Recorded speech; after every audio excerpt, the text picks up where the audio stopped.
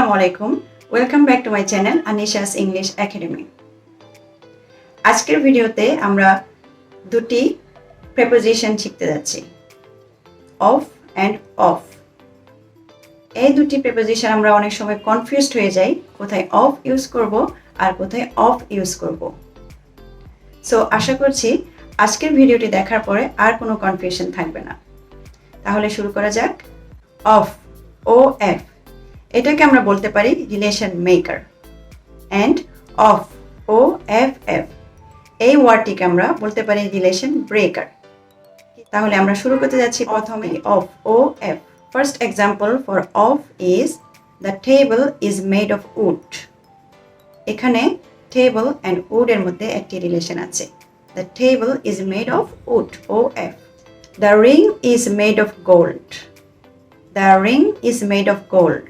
এখানে আমরা of, O F use করব, কারণ এখানে গোল্ড অ্যান্ড রিং এর মধ্যে একটি রিলেশন আছে।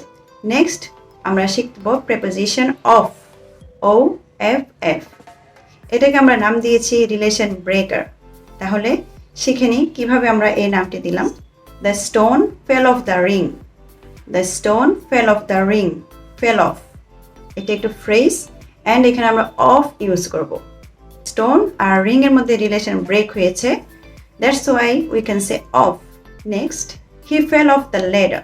হি ফেল অফ দ্য ল্যাডার, সে সিঁড়ি থেকে পড়ে গিয়েছে, অর্থাৎ সিঁড়ি আর হি এর মধ্যে একটি রিলেশন ব্রেক হয়েছে, that's why we can say off. Leaves are falling off the tree.